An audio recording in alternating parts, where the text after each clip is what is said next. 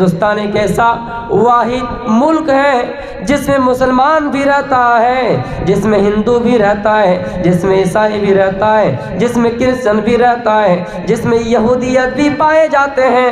مجھے بتاؤ کہ ہندوستان سے بڑا ملک، پیارا ملک کون سا ہوا؟ دنیا کے اندر سب سے پیارا ملک ہندوستان ہے، اور ہم یہ تسلیم کرتے ہیں کہ ہندوستان سب سے پیارا ملک ہے، ہمارے لیے محبت بھری مثال ہے۔ اسی ہندوستان کو تو سونے کا چڑیا کہا گیا، ہندوستان کو سونے کا چڑیا کہا گیا ہے، اور آج ہم بھی مانتے ہیں کہ ہندوستان سونے کا چڑیا ہے۔ یہ ہندوستان سب مل کر آزاد کیا ہے، یہاں سب کے خون شامل ہے، لہٰذا اس ہندوستان کو جو توڑنے کی کوشش کرتا ہے وہ کون لوگ ہیں؟ کیا وہ سچا مسلمان ہے؟ نہیں۔ کیا وہ سچا ہندو ہے؟ نہیں۔ کیا وہ سچا یہودی ہے؟ نہیں۔ کیا وہ سچا عیسائی ہے؟ نہیں۔ بلکہ جو کرسی پر بیٹھنے کے لیے، اپنا مورچہ جمانے کے لیے آ کر بیٹھتے ہیں، وہی اس ہندوستان کو وبھاجن کرنے کی کوشش کرتے ہیں، ہندوستان کو توڑنے کی کوشش کرتے ہیں۔ مسلمان میں جو سچا گرو ہوگا، اسلام کو ماننے والا ہوگا، اللہ تعالیٰ کو ماننے والا ہوگا، وہ جانتا ہوگا کہ اسلام دھرم کی خصوصیات کیا ہے، ہندو دھرم کی خصوصیات کیا ہے، وہ کسی دھرم کو ٹھیس نہیں پہنچائے گا، ہندو دھرم کے معبودوں کو گالی نہیں دے گا، عیسائی دھرم کے معبودوں کو گالی نہیں دے گا۔ جو سچا دیش بھکت ہوگا، جو سچا دھرم بھکت ہوگا، وہ کسی مذہب کو گالی نہیں دیں گے۔ میرے بھائیوں دیکھ لیجئے، مسلمانوں یہ سوچ اپنے اندر مت رکھیے کہ سب ہندو ایسے ہیں، نہیں نہیں، یہ صرف کرسیوں پر آنے والے کچھ لوگ ایسے ہیں جو ہندو مسلمانوں کو بدنام کر کے، مسجد مندر کے نام سے لڑائی کر کے ہم سب کو ایک الگ الگ پلیٹ فارم پر انتشار کرنے کی کوشش کر رہے ہیں، لیکن ہم بالکل ان کی باتوں پر آ کر نہ سڑکوں پر اتریں، ہم ان کی باتوں پر آ کر دیش کے سمپتی کو نقصان نہ پہنچائے، ریلوے اسٹیشن کو نہ توڑیں، دیش کے سمپتی کو نہ نوچیں۔ میرے بھائیوں یہ ملک ہمارا ہے، ہمیں اس ملک سے پیار ہے، اس دیش میں کوئی اگر نقصان ہوگا تو اس کا احسان بھی ہمیں چکانا پڑے گا۔ اس لیے میرے بھائیوں آپ یہ بالکل نہ گھبرائیں کہ ہمارا دھرم کو کوئی ٹھیس پہنچا رہا ہے۔ سچا جو دھرم ہے، دھرم وقت ہے، وہ کبھی کسی کے مذہب کو گالی نہیں دیں گے۔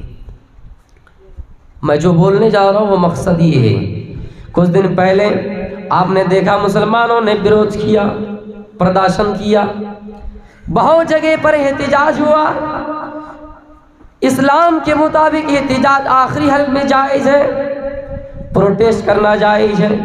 ایک صحابی تھی، ان کو ان کے پڑوسی روزانہ تکلیف دیا کرتے تھے، اللہ کے نبی سے شکایت کی، اللہ کے نبی میرا پڑوسی ہے، مجھے روزانہ تکلیف دیتے ہیں۔ آپ نے فرمایا جاؤ صبر کر لو۔ پھر دوسری مرتبہ شکایت لے کر آئے، اللہ کے نبی مجھے ستایا گیا ہے، آپ نے فرمایا پھر صبر کر لو۔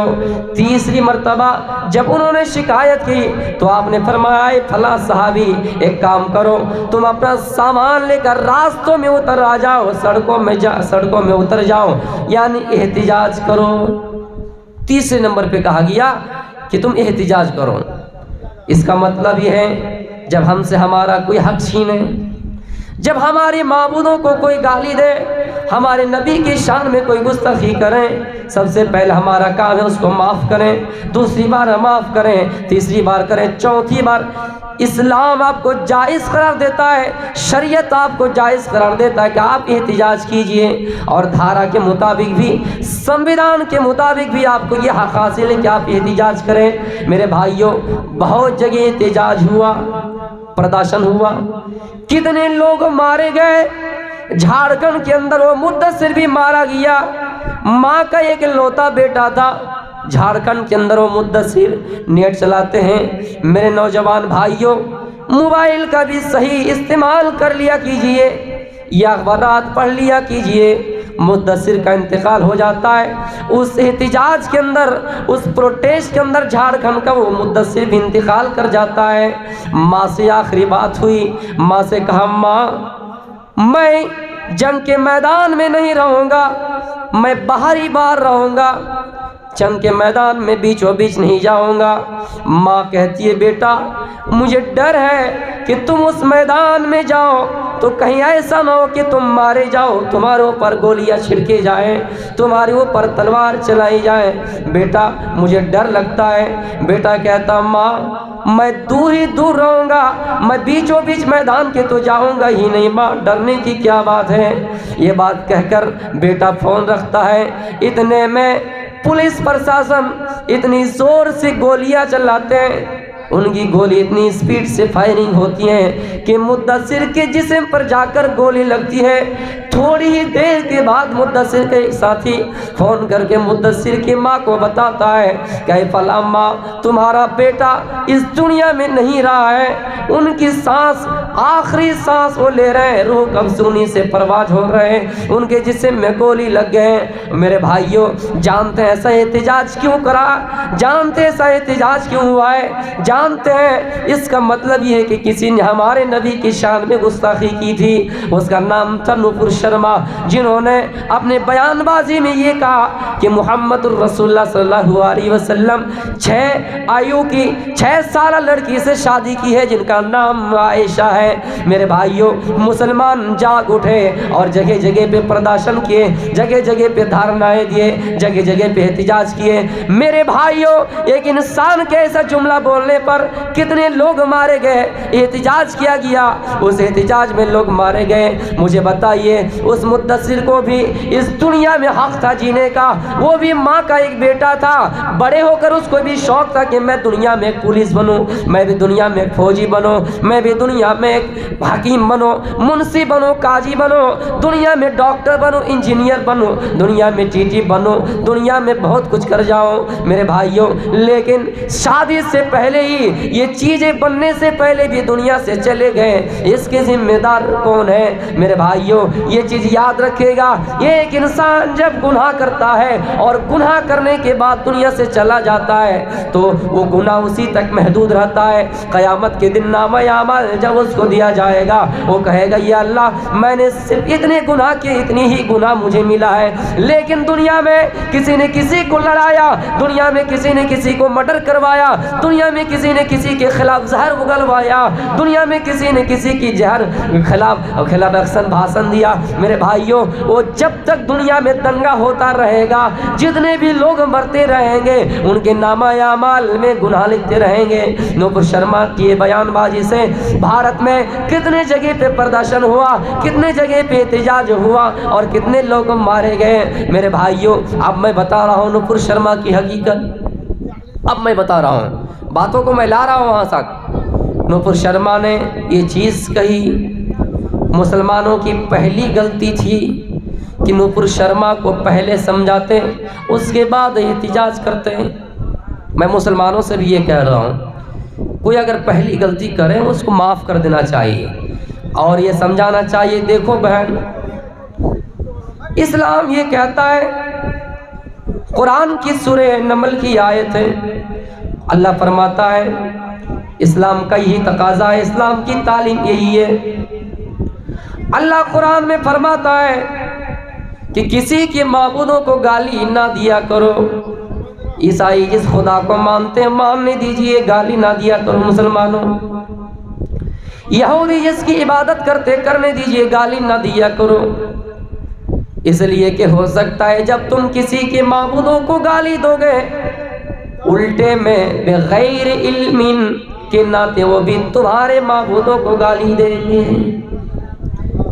مسلمانوں کا پہلا کام تھا کہ نپور شرما کو سمجھاتے ہیں کہ تم اگر اسلام میں نبی کی شان میں گستاخی کرو گے تو کوئی تمہارے نبی پر ان کے قول کے مطابق کوئی تمہارے گرو پر انگلی اٹھائے گا۔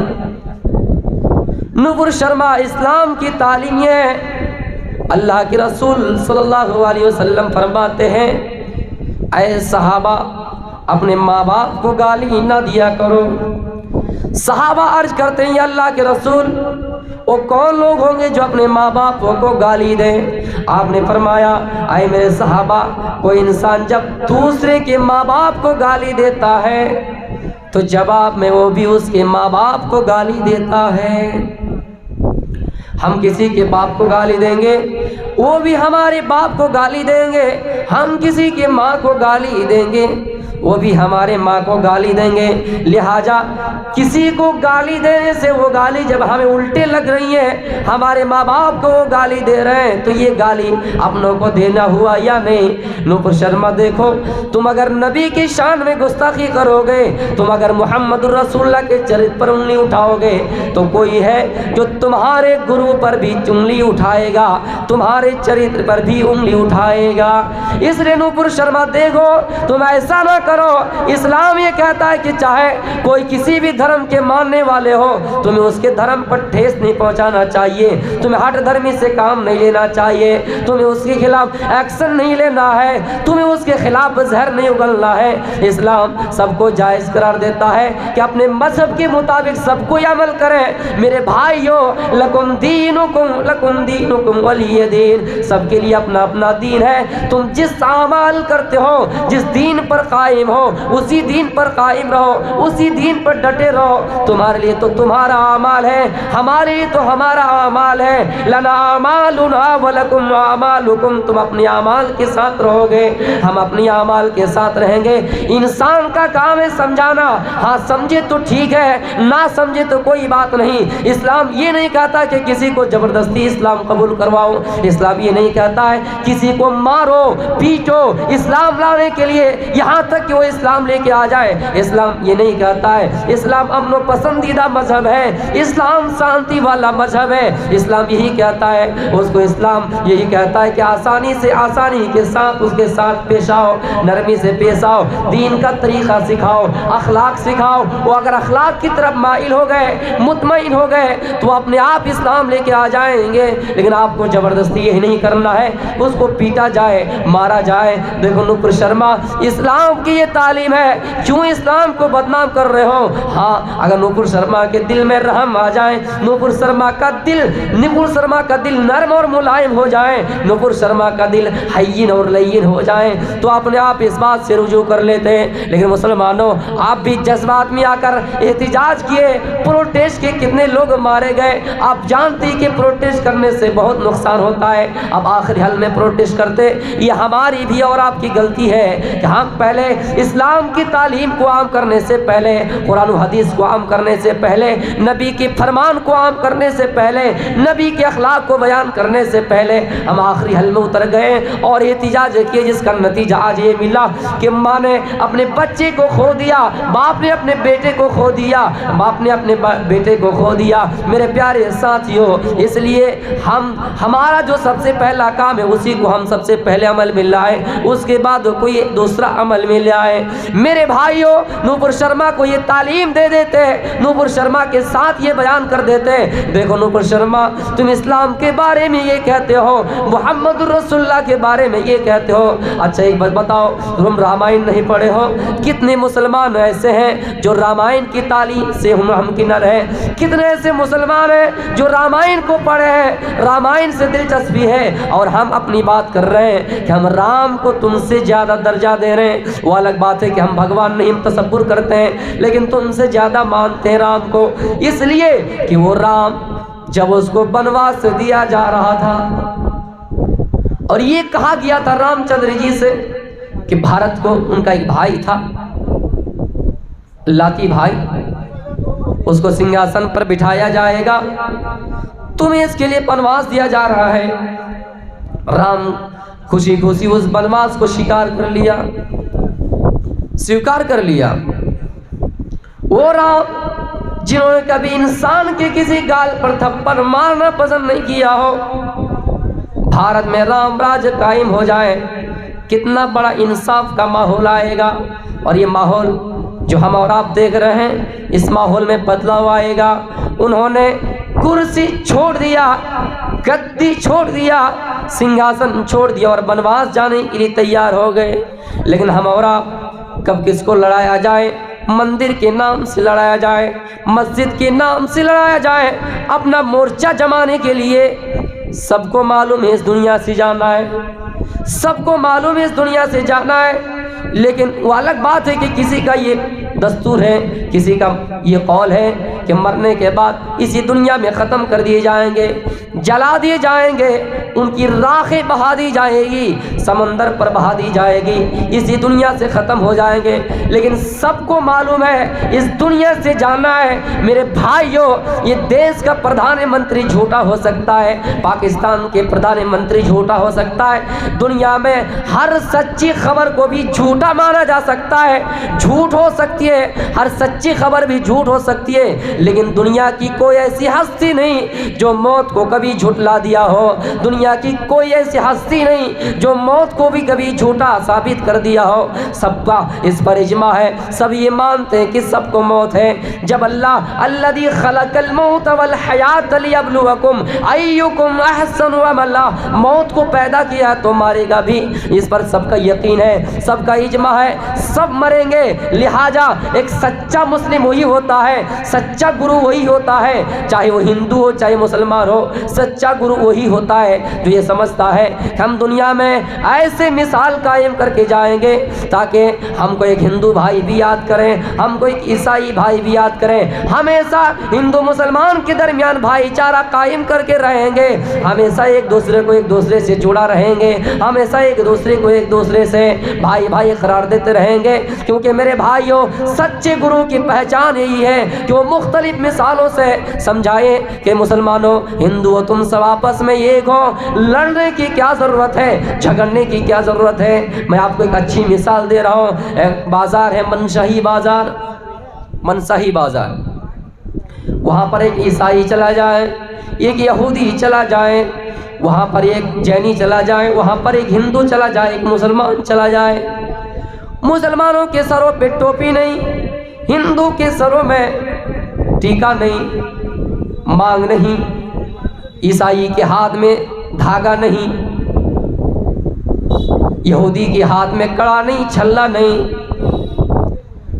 کسی کی یہاں کوئی پہچان نہیں، اور چاروں کو ایک جگہ کھڑا کر دیا جائے، جمع کر دیا جائے اور کہا جائے پہچانو کون مسلمان ہے، کون عیسائی ہے، کون یہودی ہے۔